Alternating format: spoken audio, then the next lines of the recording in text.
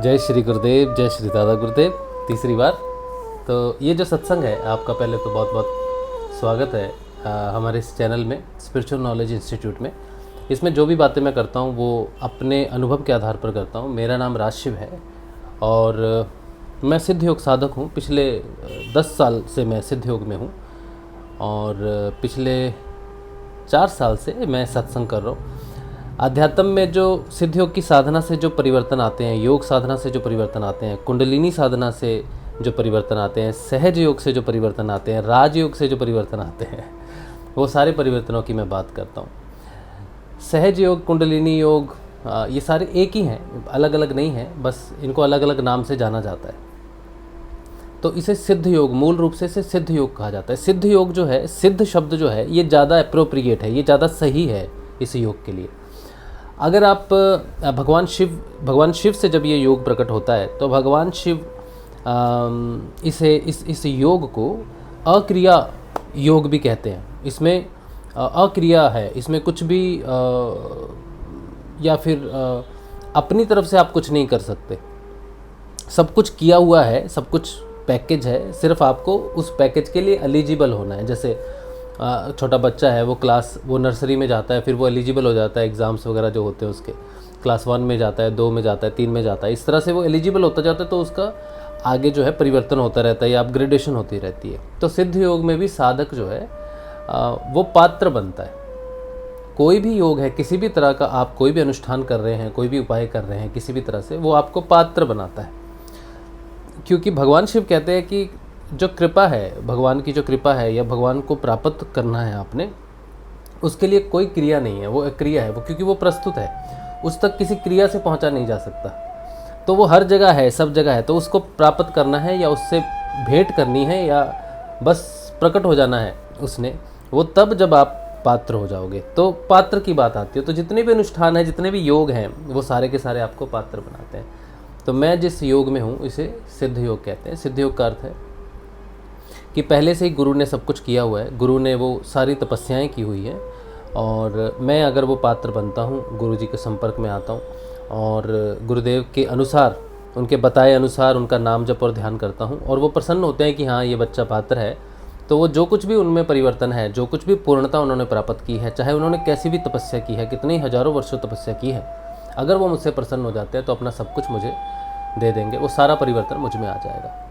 कल एक भाई ने प्रश्न पूछा था मुझे कि कुछ सहज रास्ता बताओ भाई, कुछ आसान रास्ता बताओ, ये तो बड़ा डिफ़िकल्ट है।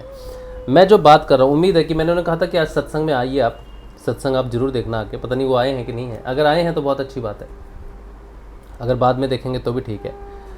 मैं जो बात कर रहा हूँ, मैं जो चीज़ें एक्सप्लेन कर रहा हूँ, जो अध्यात्म की बातें मैं कर रहा हूँ, जो परिवर्तन की बातें मैं कर रहा हूँ, वो आपके लिए बहुत डिफ़िकल्ट हो सकती हैं, आपको बहुत डिफ़िकल्ट लग सकता है। क्योंकि मैं जो बोल रहा हूँ वो एक चेतना के स्तर से बोल रहा हूँ, अपने परिवर्तन के स्तर से बोल रहा हूँ। मुझ में वो परिवर्तन आ गया, मैंने वो चीज़ देखी है, इसलिए मैं वो चीज़ बोल रहा हूँ। अगर आप उस परिवर्तन से अभी नहीं गए हैं तो आप बड़े बड़े शब्द सुनेंगे, ये चित्त है, ये मन है, ये समाधि है, ये ध्यान है, ये प्राण है, ऐसे ऐसे, तो आपको लगेगा कि यार ये तो बड़ा कॉम्प्लिकेटेड है, ये किससे होगा। आप ये तो बात है, ये तो मैं बता रहा हूँ कि ये सिस्टम है ऐसा। अब क्लास 1 के बच्चों को आप बताओ कि देखो बेटा, फिलॉसफी पढ़नी है आपने, पॉलिटिकल साइंस पढ़नी है आपने, इंजीनियरिंग करनी है, डॉक्टर बनना है, तो आपको ये करना है, तो उसको नहीं समझ में आएगी चीज़। पर इसका मतलब ये नहीं है कि ये चीज़ डिफ़िकल्ट है। तो ये जो सिद्ध योग है ये सबसे आसान है, इससे आसान कुछ भी नहीं है इस संसार में। जितने भी योग हैं, जितनी भी प्रकार के रास्ते हैं भगवान को प्राप्त करने के लिए, ये रास्ता सबसे आसान है, इससे आसान कुछ भी नहीं है, गुरुदेव कहते हैं। क्योंकि इसमें आपने कुछ भी नहीं करना है। छोटा बच्चा अगर है, अगर माँ के गर्भ में है बच्चा, इससे छोटा क्या हो सकता है, माँ के गर्भ में है वो बच्चा, वो भी इस योग में आ सकता है। इतना आसान है। माँ के माध्यम से जब माँ दीक्षित होती है, माँ ध्यान करती है, तो माँ जब आत्म रूप से जागृत होती है या माँ जिस योग अवस्था में होती है, जो चीज़ माँ के अंदर चल रही होती है वही बच्चा भी धारण करता है। जब माँ प्रेग्नेंट होती है, वो गर्भवती होती है, तो वो भगवान के भजन सुनती है या भगवान की कथाओं को सुनती है या अच्छी अच्छी बातें सुनती है, अच्छा खाना खाती है, अपना सेहत का ध्यान रखती है, सब कुछ करती है, क्योंकि बच्चे ने वही सीखना है जो माँ जिसमें इंटरेस्ट होता है। तो बहुत प्रभाव पड़ता है उन 9 महीनों का, जब माँ गर्भ धारण करती है और वो क्या एक्टिविटीज़ करती है, किस तरफ उसका ध्यान है, किस तरफ वो क्या करती है, तो बहुत फ़र्क पड़ता है। तो सिद्ध योग में किसी को भी कुछ नहीं करना है, चाहे वो शिशु है, वो अजन्मा बालक है अभी, चाहे वो जन्म ले चुका है, चाहे 2 साल का है, 10 साल का है, 20 साल का है, 50 का है, 60 का है, 80 का है, 100 का है, इसमें कोई भी अंतर नहीं है, कोई भी अंतर नहीं है। इसमें जो एज है उसका कोई भी संपर्क नहीं है आपकी साधना के साथ, क्योंकि इसमें कुछ करना हो कि यार बच्चा तो पहाड़ चढ़ जाएगा, अब बुज़ुर्ग आदमी पहाड़ कैसे चढ़ेगा, तो ये पहाड़ बुज़ुर्ग नहीं चढ़ सकता है, या फिर जवान आदमी तो कर लेगा लेकिन छोटा बच्चा जो चल भी नहीं सकता वो पहाड़ कैसे चढ़ेगा, ये हो सकती है डिफरेंस। लेकिन इसमें कुछ भी नहीं है, इसमें कुछ भी नहीं करना है, ना जवान को करना है, ना वृद्ध को करना है, ना बालक को करना है। इसमें जो मुख्य चीज़ है वो ये कि बात हम करेंगे आज हमारा मुख्य टॉपिक जो है वो एक ऐसे राक्षस की हम बात करेंगे जिसका वध जो है वो कल्कि कैसे करेंगे, और उसमें योग कैसे सहायता है, और वापस मार कौन है, वो सब चीज़ें जो पीछे चल रहा है ना, बैकग्राउंड एक फ़िल्म चल रही है पीछे, जो मैंने एक छोटी सी फिल्म लगाई है, तो मैं इसके बारे में बात करूँगा। आप थोड़ा सा मुझे समय दीजिए, भाई का प्रश्न का जवाब मैं दे देता हूँ। तो ये जो सिद्ध योग है, जब कोई भी व्यक्ति इसमें आता है तो गुरुदेव की तस्वीर चाहिए उसे सिर्फ, और गुरुदेव का संजीवनी मंत्र है जो 3 शब्द का है, वैसे तो 2 ही शब्द हैं लेकिन उसको जपना ईजी हो इसलिए 3 कर देते हैं उसको। तो गुरुदेव ने एक ही बात कही कि मेरी फ़ोटो को सामने रखो, प्रार्थना करो कि हे गुरुदेव मुझे इस योग में प्रवेश करवा दो और 15 मिनट के लिए मेरा ध्यान केंद्रित कर दो। और जो मंत्र गुरुदेव की आवाज़ में आप सुनोगे वो संजीवनी मंत्र है, वो कृष्ण और राधा का मंत्र है, राधा और कृष्ण का बीज मंत्र है, उसमें नाम भी है और बीज भी है।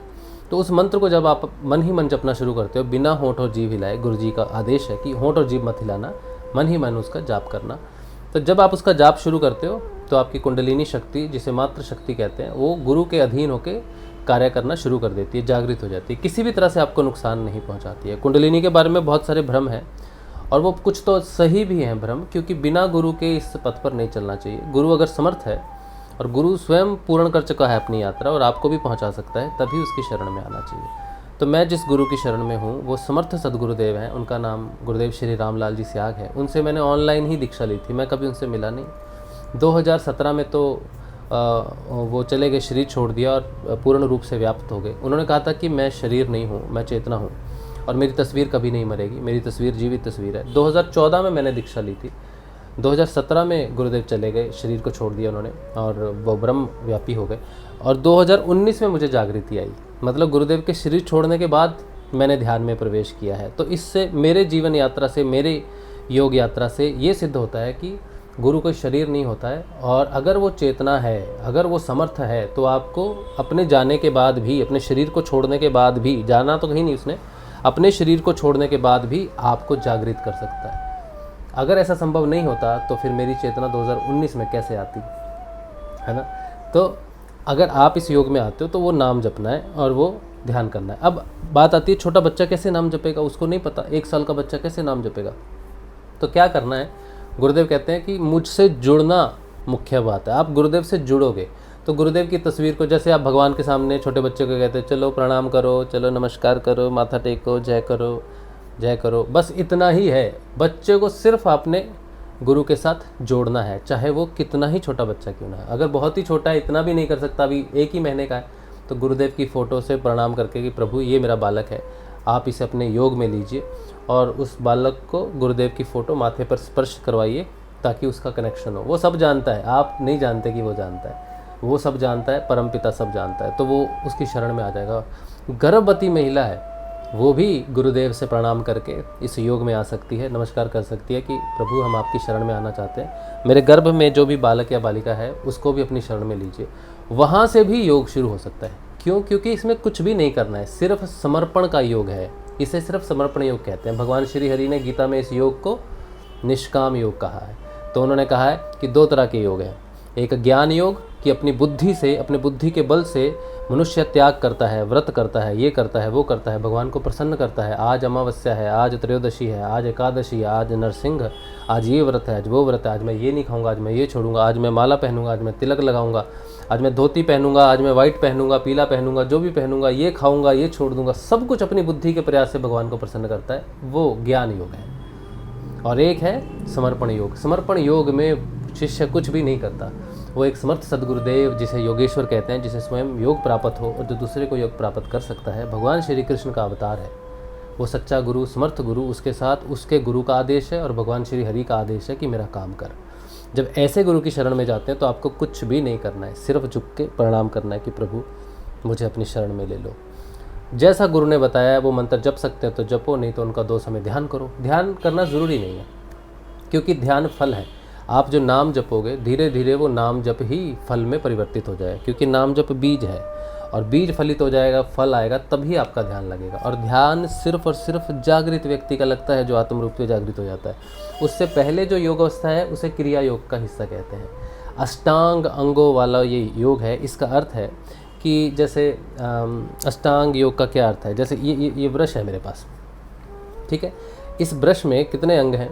एक तो ये इसके ब्रिसल्स हैं, ये ब्रश है, एक इसमें ये मेटल लगा हुआ है, शायद लोहे का है, और एक ये लकड़ी है। तो इसके 3 अंग हो गए। हाँ, ये 3 अंगों वाला ब्रश है। अब इसी तरह से 8 अंगों वाला योग है, जिस योग के 8 अंग हैं, मतलब कि जिस आपने एक जगह से दूसरी जगह जाना है तो 8 सीढ़ियाँ हैं। तो एक मंदिर 8 सीढ़ियों वाला, ऐसा कह सकते हैं ना, एक मंदिर जो 8 सीढ़ियों वाला है। तो एक योग जिसमें 8 अलग अलग स्तर हैं। ये 8 अलग अलग स्तर व्यक्ति को किसी भी चेतना से उठा के उच्चतर चेतना में, ईश्वर की चेतना में परिवर्तित कर सकते हैं। इसीलिए इसे अष्टांग योग कहते हैं।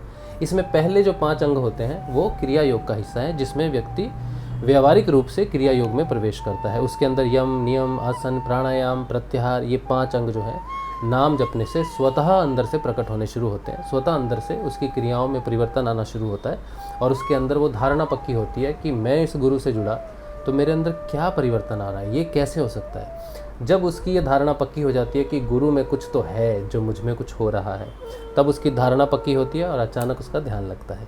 उस ध्यान से पहले वो आत्म रूप से जागृत होता है।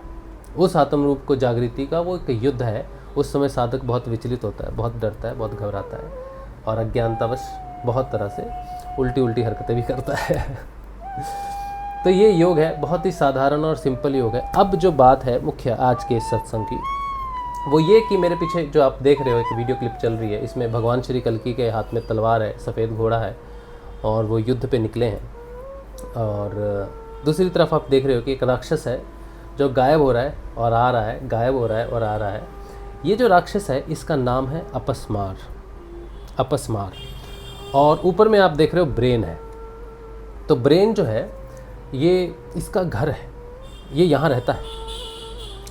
ये जो इसका नाम है, आप इसके नाम से पहले इसका नाम समझना होगा आपको। ये कौन है, कहाँ से आया, भी मैं बताऊंगा आपको। पहले इसके नाम को जान लेते हैं। अपस्मार को अगर आप शब्द विच्छेद करोगे तो अप अलग हो जाएगा, स्मार अलग हो जाएगा। स्मार का स्मृति जिसे हम कहते हैं, स्मृति बोलते हैं ना, तो स्मृति का मतलब है याद शक्ति या फिर चेतना।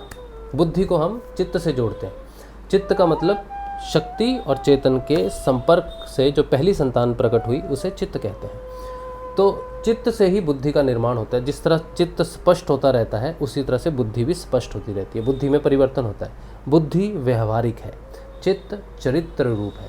तो जब तक व्यक्ति क्रिया योग में रहता है तब तक वो बुद्धि का प्रयोग करता है, और जब व्यक्ति चरित्र में प्रवेश करना शुरू कर जाता है तो बुद्धि जो है वो वहाँ तक नहीं जा पाती, लेकिन बुद्धि में प्रकाश जरूर हो जाता है, क्योंकि व्यवहार में तो वो हमेशा ही रहता है। तो बुद्धि में परिवर्तन जब होता है तो हम कहते हैं कि बुद्धि मेधावती हो गई है, प्रज्ञावती हो गई है, विवेकवती हो गई है। इस तरह से बुद्धि में जो परिवर्तन है ये चित्त में आने वाली स्पष्टता है या क्लैरिटी है, जब वो अपनी वृत्तियों से मुक्त होता है और उसको आध्यात्मिक ज्ञान की प्राप्ति होती है तो बुद्धि परिवर्तित होती है। यही जो बुद्धि है इसे हम इस जो वीडियो पीछे चल रहा है मेरे, इसमें मैंने ब्रेन के हिसाब से दिखाया है। अब ये जो अपस्मार है, ये जो है इसका नाम है स्मृति को अप कर देना, मतलब भंग कर देना या फिर चेतना को नष्ट कर देना। ठीक, तो अब जितने भी लोग साधना में प्रवेश करते हैं उसमें ये, अच्छा इसकी उत्पत्ति पहले आप जान लेते हैं कि इसका कल्कि के साथ क्या संबंध है और आपके साथ इसका क्या संबंध है। ये राक्षस है, कोई भूत है या प्रेत है? ये राक्षस है। और इसकी उत्पत्ति जो हुई है वो कहाँ से हुई है और ये किसे सताता है और किसके ऊपर प्रभाव डालता है? इसे डरने की ज़रूरत नहीं है। ये वो वाला राक्षस नहीं है हाँ मार दूंगा, खा जाऊंगा, ऐसा राक्षस नहीं है, ये राक्षस अलग तरह से काम करता है।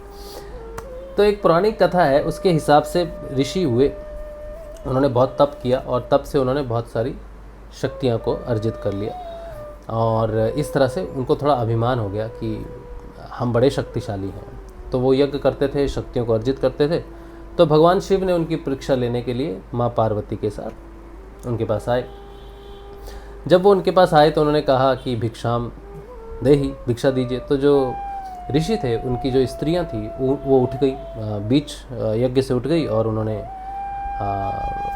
भगवान शिव को और पार्वती का जो भेष बदल के आए थे, ऋषि के रूप में ही आए थे, उनकी सेवा करनी शुरू की। तो ऋषि बड़े गुस्सा हो गए, कहने लगे कि तुम कैसे ये छोड़कर उठ सकती हो, तुम्हें तो नहीं उठना चाहिए था, हमारा अपमान है और यज्ञ का अपमान है।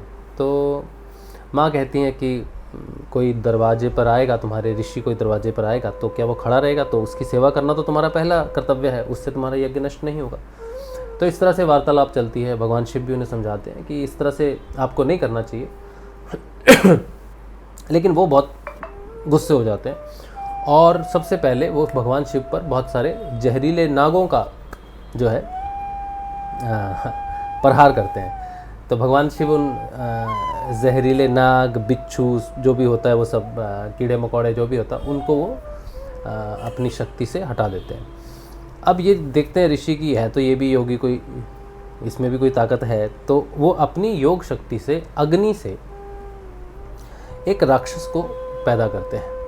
उस राक्षस, वो एक छोटा बौना राक्षस है, एक बौना राक्षस है, उसके हाथ में सर्प है और उसका जो अपना एक यंत्र है वो जो लड़ने के लिए है वो है, और वो प्रकट होता है। और वो उसकी जो शक्ति है, अब वो जो प्रकट हुआ है उसकी जो शक्ति है वो ये है कि वो किसी भी व्यक्ति की स्मृति को नष्ट कर सकता है। जो प्रकृति है, जो प्रकृति है, त्रिगुणात्मक प्रकृति है, तमोगुण, रजोगुण, सतोगुण की जो प्रकृति है, वो राक्षस उस प्रकृति को डैमेज कर सकता है, यानी कि उसको प्रभावित कर सकता है। तो वो अपनी शक्ति से शक्ति को, देवी शक्ति को विस्मृत करवा देता है कि वो कौन है।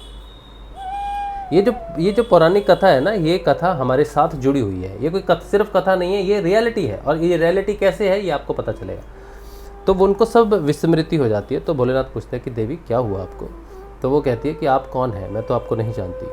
तो इससे भोलेनाथ बहुत क्रुद्ध हो जाते हैं और बोलते हैं कि तुमने जो प्रहार किया है, जो अपनी स्मृति का, जो तुमने अपनी शक्ति का प्रहार शक्ति पर ही किया है, शक्ति का प्रहार ही शक्ति पर तुमने किया, ये तुमने अच्छा नहीं किया।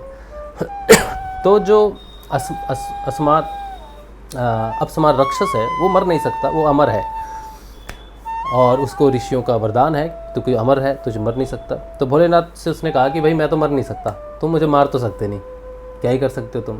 तो भोलेनाथ कहा हाँ, तुम्हें मारने की ज़रूरत भी नहीं है, लेकिन हाँ तुम्हारी ज़रूरत, क्योंकि तुम्हें मारने की ज़रूरत नहीं है, क्योंकि तुम्हारी ज़रूरत है किसी को अंधकार से प्रकाश में लाने के लिए।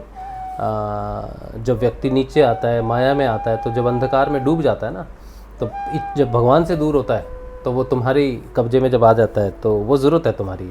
लेकिन तुम्हें वहाँ से निकालने के लिए, व्यक्ति को निकालने के लिए मेरे पास एक साधन है, एक योग है। तो भगवान शिव जो हैं वो अपने स्वरूप को बिखेर लेते हैं, 4 स्वरूपों में, अलग अलग स्वरूपों में प्रकट हो जाते हैं। और तब भगवान अपने डमरू का निनाद करते हैं, डमरू को गर्जना करते हैं। ये जो डमरू है, ये जो गर्जन हो रही है, डग डग डग डग डग डग, ये नाद है। नाद का बहुत गहरा संपर्क है, नाम जप का बहुत गहरा संपर्क है। नाम जप भी एक तरह का नाद ही है। तो भगवान शिव के हाथ में जो डमरू है, तो वो जब डमरू बजाते हैं तो साथ में नृत्य शुरू करते हैं। तो भगवान जब नृत्य शुरू करते हैं तो भगवान के नृत्य के 2 स्वरूप हैं। एक उनका तांडव स्वरूप है जो नष्ट करता है, भ्रष्ट कर देता है, सब कुछ खत्म कर देता है।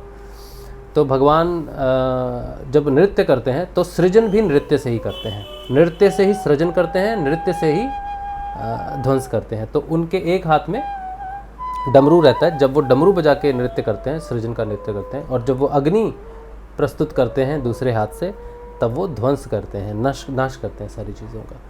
तो भगवान ने जब डमरू का निनाद किया तो अपस्मार जो है वो इस ध्वनि को सहन नहीं कर पाया। अपस्मार जो है वो ध्वनि को सहन नहीं कर सकता है। तो जब भगवान ने डमरू उसको बजाया तो 14 प्रकार के नाद, जहाँ तक मुझे स्मृति है या जानकारी है, तो 14 प्रकार के नादों का सृजन किया। तो उस समय जो अपस्मार है वो धरती पर बेहोश होकर गिर पड़ा, मर तो नहीं सकता, बेहोश होकर गिर पड़ा। तो भगवान भोलेनाथ ने अपना दायां पैर उसके ऊपर में रख दिया। तो आप वो तस्वीर देखोगे, वहाँ भगवान शिव को नटराजन कहते हैं। नटराजन का मतलब है वो जो नृत्य का सम्राट है। तो भगवान की एक आप देखोगे ना, वो भरतनाट्यम में करते हैं, एक पैर, राइट पैर जो है वो ज़मीन पर रहता है और लेफ़्ट पाँव जो है वो घुटने से ऊपर उठता है और ऐसे रहता है, और उनका जो हाथ है वो उंगली से ऐसे इशारा करता है, और एक तरफ भगवान के हाथ में डमरू है, एक तरफ अग्नि है। तो इस तरह से, और ये जो स्वरूप है भगवान भोलेनाथ का, ये डिफ़ाइन करता है योग को। ये भगवान इस माध्यम से डिफ़ाइन करते हैं कि अपस्मार जो है वो जब कोई व्यक्ति योग में आता है, या जो व्यक्ति योग में नहीं भी है या कहीं भी है, ये संसार में है, भटक रहा है, स्पेसिफिकली योग में जब कोई व्यक्ति आना शुरू होता है तो अपस्मार बहुत तीव्र गति से प्रभाव शुरू करता है। वो कहाँ प्रभाव करता है? वो व्यक्ति, वैसे तो अपस्मार सभी में है, योग में ज़्यादा प्रभावी हो जाता है लेकिन जनरली अपस्मार सब में प्रभावी रहता है। अपस्मार का काम है आपकी बुद्धि को भ्रमित कर देना। जब किसी व्यक्ति ने कष्ट सहना होता है तो भगवान कहते हैं ना, विपरीत काले विनाश काले विपरीत बुद्धि तो जब भगवान ने किसी का विनाश करना है या किसी का विनाश होना है तो अपस्मार जो है वो भगवान का ही यंत्र बनता है और बुद्धि का हरण कर लेता है, और ना सोचने समझने की शक्ति मिलती है, कुछ भी नहीं मिलती। उसकी सारी स्मृति, उसकी सारी नॉलेज जो है वो ख़त्म हो जाती है। जब ऋषियों ने योद्धा कर्ण को श्राप दिया कि जब तुझे सबसे ज़्यादा ज़रूरत होगी तेरी विद्या की, उस समय तुम अपनी विद्या को भूल जाओगे। तो ये जो श्राप है ये किसके माध्यम से फलित होगा? अपस्मार के माध्यम से फलित होगा। अपस्मार एकदम से तब प्रस्तुत हो जाता है जब उसने किसी की बुद्धि का हरण करना होता है, किसी की चेतना का हरण करना होता है। तो जब व्यक्ति पर अपस्मार प्रभावित हो जाता है, उसकी सोचने समझने की शक्ति, या उसने जो कुछ भी सीखा हुआ भी है, चाहे उस चीज़ में कितना ही उत्तीर्ण क्यों ना हो, कितना ही बुद्धिमान व्यक्ति क्यों ना हो, जब अपस्मार प्रभावित होता है तो उसकी बुद्धि का हरण कर लेता है और वो पूरी तरह से सारे उल्टे काम करता है और अपनी ही मृत्यु का कारण बनता है। तो अपस्मार से एक बीमारी का नाम भी है जिसे हम मृगी जिन्हें पड़ती है, एपिलेप्सी भी बोलते हैं उसको। तो एपिलेप्सी की जो बीमारी है वो आपके ब्रेन को प्रभावित करती है। ब्रेन की जो नसें हैं वो उस समय कंट्रोल नहीं रहता मनुष्य का अपने शरीर के ऊपर में। जब उसको किस दौरे पड़ते हैं ना, बोलते हैं ना इसको सीजर आ रहे हैं, तो जब उसके हाथ पैर अपने आप मुड़ते हैं या फिर अपने आप वो उस दिशा में चला जाता है तो वो पूरा अपना जो प्रभाव है, जो अपनी शक्ति है अपने शरीर के ऊपर में, ब्रेन के माध्यम से वो लूज़ कर देता है। तो उस बीमारी को भी अपस्मार के नाम से ही जाना जाता है, जो आपके बुद्धि का हरण करके सारे जो शक्तियाँ हैं वो छीन लेती है। तो भगवान शिव ने उसको नाद से पराजित किया और अपने पैर के नीचे उसको दबाया। तो आप अभी इंटरनेट पे आप देखना नटराजन की मूर्ति, तो भगवान शिव की वो प्रतिमा दिखेगी और वो असुर दिखेगा जो उनके पैर के नीचे है। तो भगवान की वो मूर्ति दिखाती है कि अगर तुम अपस्मार की जो स्मरण शक्ति है, अगर आप योग में आते हैं, भगवान के योग में आते हैं, तो भगवान के पैर के नीचे है वो, और ऊपर जो भगवान का पैर उठा हुआ वो दिखाते हैं भगवान की मोक्ष प्राप्त हो सकता है अगर आप अपस्मार को, अपनी बुद्धि को, गुरुदेव कहते हैं ना, देखो भाई इसमें बुद्धि ज़्यादा नहीं लगाना।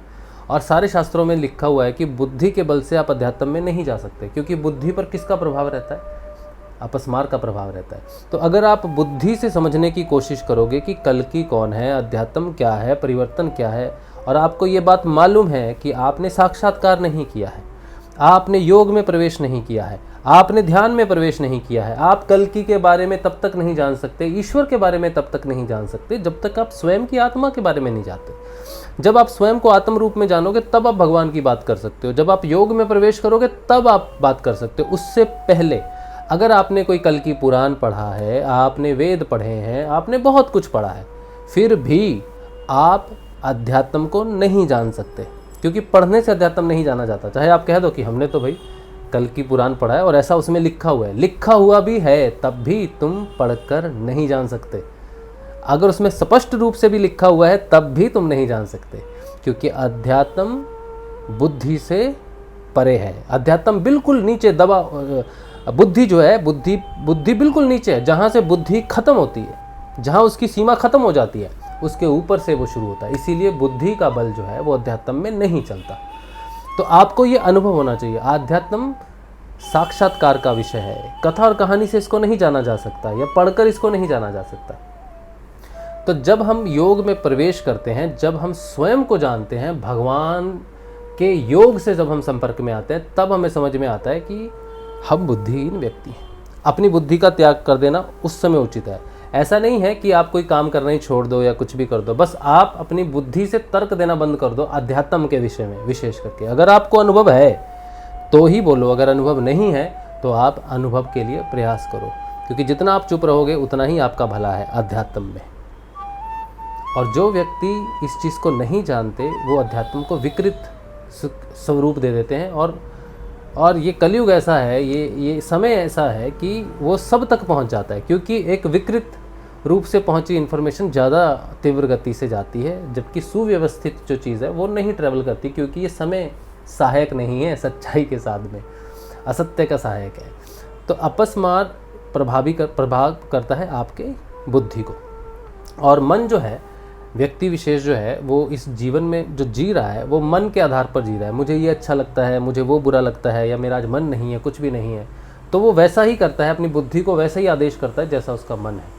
तो मन जो है, मन लोग कहते हैं कि मन को साधना है, या फिर ये मन से आपका संकल्प आया, कुछ भी नहीं है। मन से आई हुई सारी चीज़ों का त्याग कर देना चाहिए, क्योंकि मन अध्यात्म के विषय में नीरव होना चाहिए, शून्य होना चाहिए। मन का कोई भी काम नहीं है अध्यात्म में, कुछ भी काम नहीं है। मन का काम है कल्पना करना। उसको चुप करवा के बिठवाने के लिए मन में जाप किया जाता है, कि उसको एक काम दिया जाता है कि वो कल्पना ना करे, वो चुप से बैठ जाए, उस जाप को करता रहे। मन से हमें कुछ भी नहीं चाहिए, कोई आदेश नहीं चाहिए, मन से हमें कुछ इच्छा नहीं चाहिए, मन से कुछ भी नहीं। मन को सिर्फ शांत करना है, तो चुप हो जा, क्योंकि एक अलग स्तर है चेतना का जिसके माध्यम से हम इस संसार में कर सकते हैं। तो बुद्धि हमेशा मन से ऊपर होती है। जब आप मन को शांत कर दोगे, नीरव कर दोगे ना, तो आप सोचोगे अब हम क्या करेंगे, हमारी तो कोई इच्छा ही नहीं रहेगी, तो आप ये गलत सोच रहे हो। बुद्धि जो है, बुद्धि सही निर्णय लेती है, और बुद्धि के हिसाब से आपका जीवन सही हो सकता है। तो अध्यात्म में कोई कहे, आज किसी भाई ने मुझे एक मैसेज दिया था कि आपके मन से जो प्रेरणा मिली, कोई सत्संग था, मुझे याद नहीं है, तो उन्होंने थैंक यू कहा कि thanks for your guidance which comes from your subconscious mind. No, it's not that. Subconscious mind कुछ भी नहीं है। सबकॉन्शियस माइंड तो बहुत बेकार चीज़ है। सबकॉन्शियस माइंड पूरा ही जो है वो नहीं चाहिए। तो माइंड को तो मन जो है, ये शक्ति जरूर है आध्यात्मिक। मनस जगत जो है, इसमें शक्ति बहुत है, क्योंकि कल्पना शक्ति है, लेकिन सही तरीके से अगर उस कल्पना शक्ति को प्रयोग करेंगे तब हम ऊर्जा को उस तरह से लगा सकते हैं। तो जब तक आपका साधारण मन है तब तक उसको नीरव होना ज़रूरी है, क्योंकि आगामी जो मानव जाति है वो दिव्य शरीर जब धारण करेगी तब दिव्य माइंड वो धारण करेगी, तब वो क्रिएटिवनेस है, तब वो प्रकाश की तरफ उसको जाना है। तो वो चीज़ तब सहायक हो सकती है, लेकिन हमें मन पर आश्रित नहीं रहना चाहिए। जो ये राक्षस है, जो ये अपस्मार जो राक्षस है, इसको जैसे भगवान शिव ने जब पैर के नीचे दबा दिया, रख दिया, तब भगवान ने उपदेश दिया था 112, एक भैरव तंत्र है, भैरव विज्ञान बोलते हैं उसको। भैरव विज्ञान में भगवान भोलेनाथ ने 112 तरीके माँ पार्वती को बताए थे कि अगर किसी की चेतना का हरण हो जाए, क्योंकि बहुत तरीके से चेतना का हरण हो जाता है, किसी व्यक्ति का किसी वजह से, किसी व्यक्ति का किसी वजह से, उसका मेन तो यही रीज़न है कि उसकी चेतना का हरण होना है। तो किसी भी प्रकार से चेतना का हरण होता है तो भगवान 112 तरीके बताते हैं जो योग के तरीके हैं, जिससे वो वापस अपनी स्मृति को प्राप्त कर सकता है। तो वो क्या है? एक मिनट, एक सेकंड मुझे दीजिए।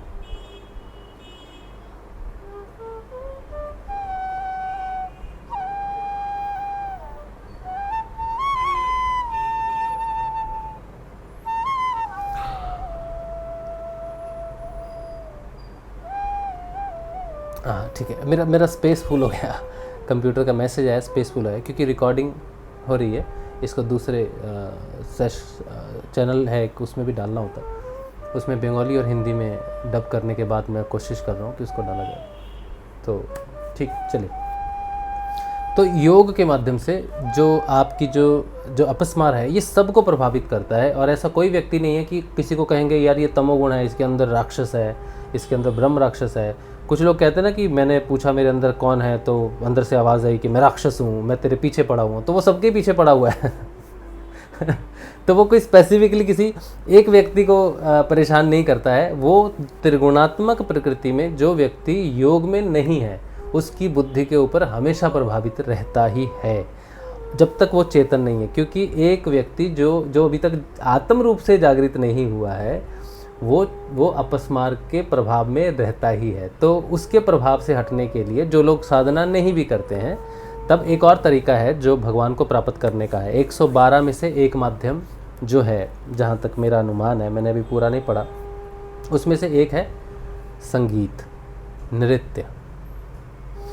एक छोटा बालक है, छोटा बालक को उसके माता पिता कहते हैं कि बेटा तुम कुछ सीख लो, तुम नृत्य सीख लो, तुम कुछ म्यूज़िक सीख लो, कुछ भी सीख लो। तो उसका इंटरेस्ट नहीं है, क्योंकि जो बालक होते हैं जब वो थोड़े बड़े होने शुरू होते हैं तो आपस के जो बंधु होते हैं या जब वो देखते हैं, अभी तो इंटरनेट तो ओपन है ना, सब कुछ है उनके, अभी तो उनको गाइडेंस की ज़रूरत नहीं है क्योंकि इंटरनेट, गूगल ही उनका गाइड है, गूगल ही उनका माता पिता है। तो जैसा गूगल कहता है उनको वही सत्य लगता है। तो अपने माता पिता से वो इस बारे में जानकारी भी लेना ज़रूरी नहीं समझते हैं।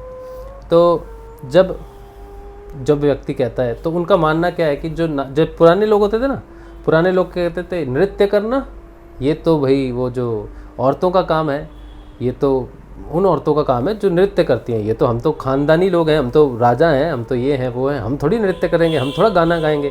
तो पुराने समय में लोग गाना गाने को और नृत्य करने को छोटा काम समझते थे या उन लोगों का काम समझते थे जो लोग सिर्फ जीविका के लिए जो है वो गाते हैं। लेकिन भगवान ने कभी भी इस प्रकार की जो प्रतिभा है वो देने में कभी भी नहीं सोचा कि तो कोई महाराज है या कोई छोटा व्यक्ति है, छोटी जात का। जात वात तो कुछ होता नहीं, अब संसार ने बनाया है। तो भगवान कभी भी भेद नहीं करते कि काले को दे रहे हैं, गोरे को दे रहे हैं, छोटे को दे रहे हैं, बड़े को दे रहे हैं, औरत को दे रहे हैं, पुरुष को दे रहे हैं, कभी भी भेद नहीं करते इस चीज़ में। तो जो नृत्य है, जो संगीत है, वो एक साधना है, वो एक योग है। ऐसे कई हुए हैं जिन्होंने सारा जीवन कोई साधना नहीं की, भगवान की कोई साधना नहीं की, लेकिन उन्होंने अपने नृत्य के प्रति अपने आप को पूर्ण समर्पित कर दिया, अपने आप को पात्र बना दिया कि हे नटराजन, हे नटराजन, भीतर हाथ कट जा रहा है हे नटराजन। वैसे मुझे बात करते समय ना मेरे अंदर जब ऊर्जा उठती है तो मैं बहुत फैलता हूँ इसने मुझे सीमित कर दिया। तो जब कोई अपने आप को समर्पित कर देता है नृत्य के प्रति, तो हे नटराजन, मैं समर्पित हूँ तेरे इस नृत्य को, तेरे स्वरूप को, मुझे अपना ले और मुझ में वो भर दे जो तुझ में है। तो भगवान जब अपना नृत्य भरते हैं उसमें, तो अपना योग भरते हैं उसमें। तो जो नर्तक है, अगर वो पूर्ण रूप से समर्पित है अपने नृत्य को, चाहे वो कोई भी नृत्य करता है, डिस्को करता है या भरतनाट्यम करता है, उसको भगवान की योग की प्राप्ति होती है। पात्र बनने के 112 रास्ते हैं। तो कोई भगवान की उस कला को समर्पित हो जाए और भगवान की उस कला को भगवान से मांग ले, और भगवान उसको जब कला देंगे तो योग के माध्यम से ही देना पड़ेगा, कोई तरीका नहीं है बिना योग के भगवान कुछ भी नहीं दे सकते आपको। तो भगवान को उसको नृत्य देना पड़ेगा योग के माध्यम से। तो नृतक जो है वो योगी है। और कोई अगर संगीतज्ञ है, कोई गाना गाता है, कोई गिटार बजाता है, कोई सितार बजाता है, कोई डमरू बजाता है, कोई ढोल बजाता है, कोई कुछ भी है लेकिन संगीतज्ञ है, तो संगीत का सा होता है साकार और नी होता है निराकार। तो साकार से निराकार की यात्रा संगीत करवाता है, साधना है। जो अपने आप को पूर्ण रूप से अपने संगीत में झोंक देता है, वो पूर्ण रूप से भगवान नटराजन को अपने भगवान श्री हरि मुरली बजाते हैं। भगवान गणेश जो है वो डमरू है, उनके वो ढोलक है उनके पास। भगवान शिव के पास डमरू है, माँ के पास सितार है। बाबा श्री गंगाईनाथ जी हमारे दादा गुरुदेव, इनके पास वीणा थी वो होता है। किसी के पास कुछ है, किसी के पास कुछ है। संगीत वो साधना है जो तुम्हें पात्र बना सकती है। और एक बालक है छोटा, जब उसे कहा गया, जो मेरे अनुभव में आया, तो कहा कि गाना तो हिजड़े लोग गाते हैं, नपुंसक होते हैं जो, किन्नर, ये तो किन्नरों का काम है नाचना गाना। अब आप सोचो कि ये जो अपस्मार है ये कैसे बुद्धि का हरण करता है। क्यों? क्योंकि जो संगीत है ये साधना है, वो किसी भी व्यक्ति को साधना में आने नहीं देता। इस संसार में जो डार्कनेस है, जो अज्ञानता है कि गुरु क्या कर लेगा, गुरु के पास क्या है, भगवान के पास जाओ ना, भगवान का ध्यान करो ना, ये अपस्मार है। वो किसी भी प्रकार से आपको साधन करने के लिए जाने नहीं देगा, गुरु आपके जीवन में आने नहीं देगा। किसी भी प्रकार का कोई गुरु नहीं आएगा, गुरु बिना ज्ञान नहीं। जितनी भी साधनाएं हैं वो सारी की सारी पात्र बनाने के लिए हैं। और गुरु जब आता है, जब कोई रास्ता देता है तो तुझको पात्र बनाने के लिए देता है। पात्रता सिद्ध कर। आप सीखने जाओ, गिटार सीखने जाओ, आप पहले साल में कोई बन जाओगे मास्टर? नहीं बनोगे। 2 साल तक तो संगीत आपकी परीक्षा लेता है कि तू लायक भी है कि नहीं। 1 साल तक तो कुछ गुरु खुद भी नहीं सिखा सकता कुछ तुमको, कोशिश बड़ी करता है बेचारा, लेकिन दे नहीं सकता, क्योंकि पहले संगीत तुमको परखता है, अपस्मार नहीं आने देता। और रियाज इतना बोरिंग होता है कि रोज कौन बैठे भाई, क्या टुन टुन करे, क्या ढमढम करे, नहीं होता, नहीं बजता, नहीं आता। तो 2 साल तो पहले भगवान तुमको परखते हैं। जो दृढ़ होता है कि मुझे सीखना है, मुझे बैठना है, मुझे करना है, संगीत ही मेरा जीवन है, संगीत ही मेरी साधना है, संगीत से ही मैं प्रभु को पाऊंगा। नरसिंह मेहता ने भगवान हरि को बुला लिया नीचे संगीत से। केदार राग, नरसिंह मेहता जी केदार राग गाते थे, और जब केदार राग गाते थे तो भगवान विष्णु चले आते थे। तो एक बार क्या हुआ कि किसी को पैसे की ज़रूरत थी, धन की ज़रूरत थी। उन्होंने नरसिंह मेहता जी से कहा कि भाई मुझे कुछ धन की ज़रूरत है, दो। तो बोले भाई मेरे पास तो खुद नहीं है। तो बोले तुम चिंता मत करो, मैं साहूकार के पास से आपके लिए धन लाऊंगा। उनकी बेटी की शादी व्यक्ति की, तो वो गए, बोले कुछ दे दो। तो बोला कुछ गिरवी रखना पड़ेगा, अपनी सबसे प्रिय वस्तु गिरवी रखो। तो बोले मेरे लिए सबसे प्रिय है केदार राग, क्योंकि वो भगवान को मेरे सम्मुख ले आता है। तो जब तक मैं तुम्हारा उधार ना उतार दूं, ये केदार राग तुम्हारे पास है, मैं केदार राग गाऊंगा नहीं।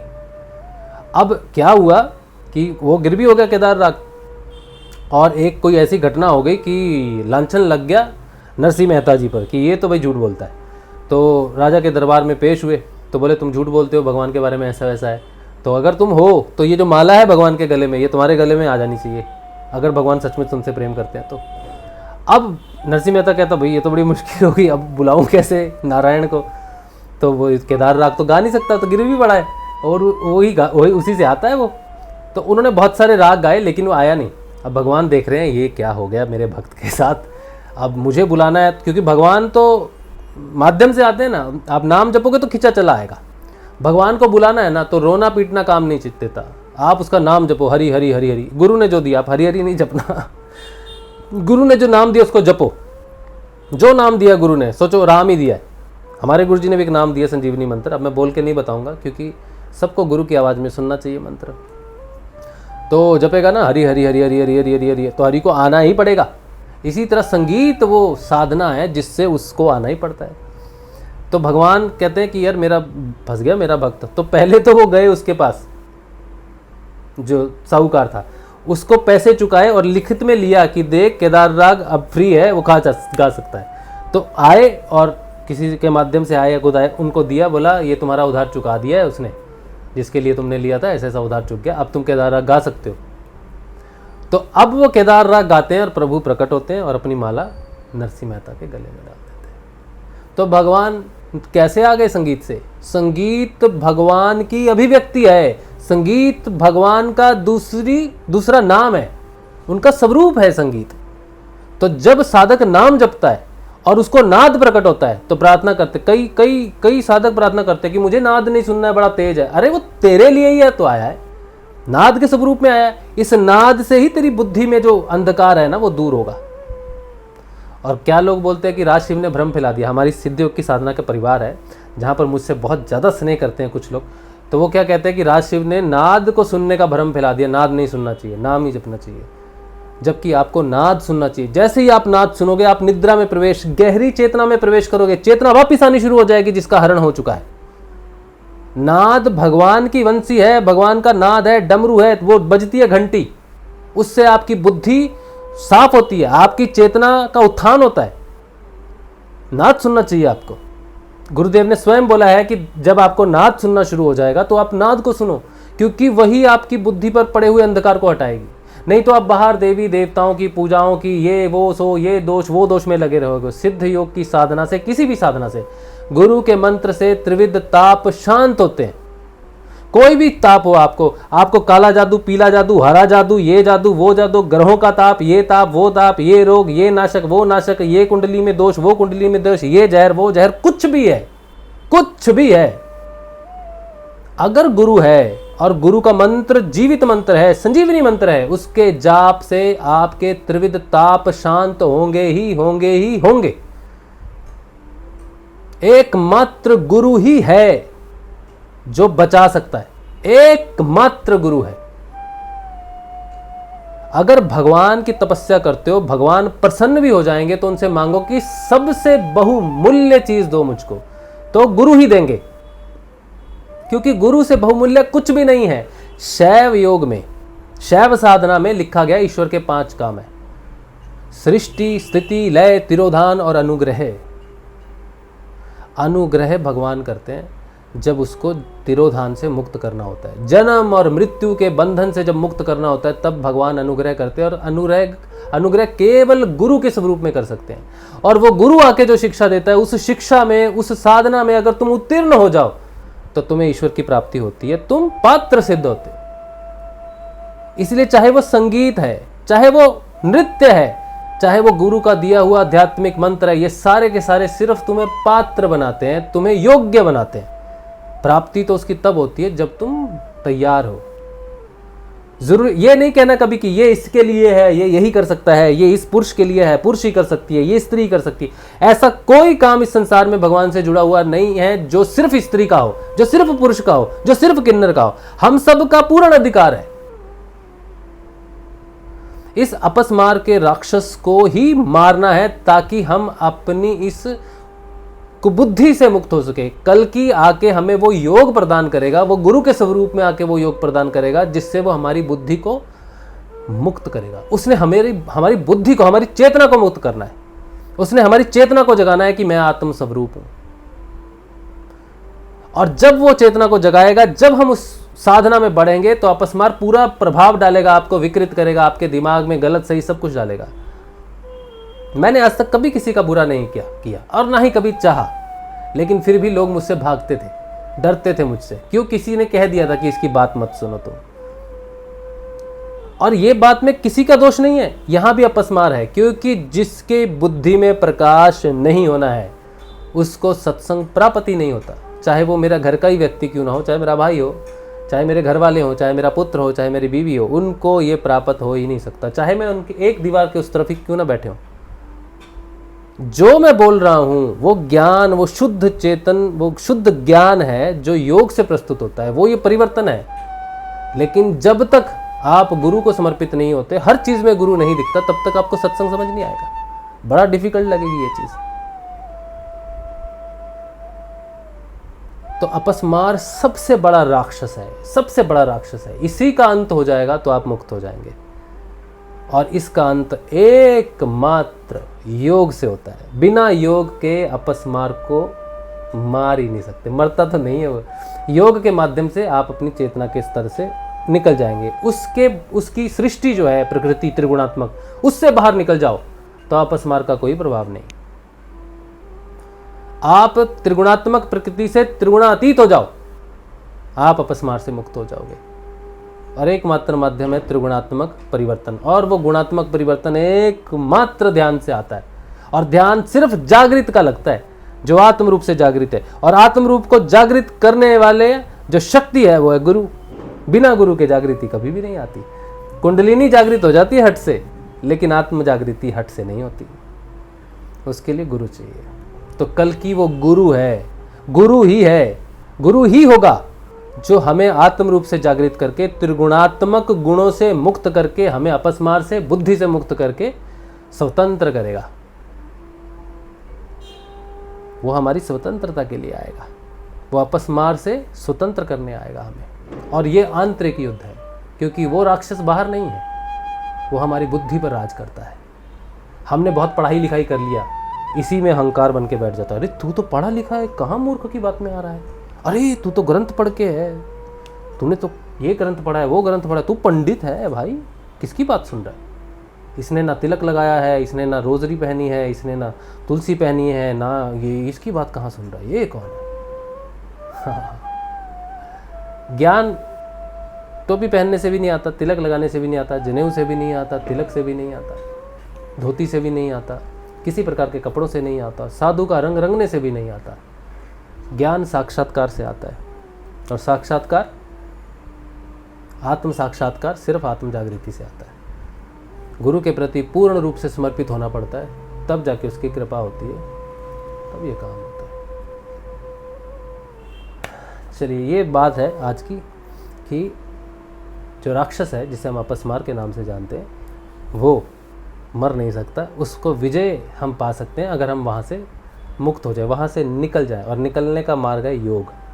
तो जो योग करेगा उसे कल की प्राप्त होंगे, और जिसे कल की प्राप्त होंगे वही स्वतंत्र होगा। तो आज का ये मुख्य सेशन यही था, आज का सत्संग यही था। उम्मीद है कि ठीक ठाक चला हो, आवाज़ वगैरह ठीक आई हो, क्योंकि ये माइक जो है ना, ये थोड़ा ऐसा ही है माइक, इसमें थोड़ी आवाज़ कम आती है। देखते हैं, बाद में ठीक करेंगे। प्रश्न जो होगा मैं 2-3 सेकंड 5 सेकंड में लूँगा, अगर मेरे काम का होगा तो। जय गुरुदेव। आपकी सारी वीडियो में साउंड बहुत कम आ रही है यार, ये बड़ी मुश्किल बात है भाई। मैं क्या करूँ, मैं इस माइक को बदलूँगा।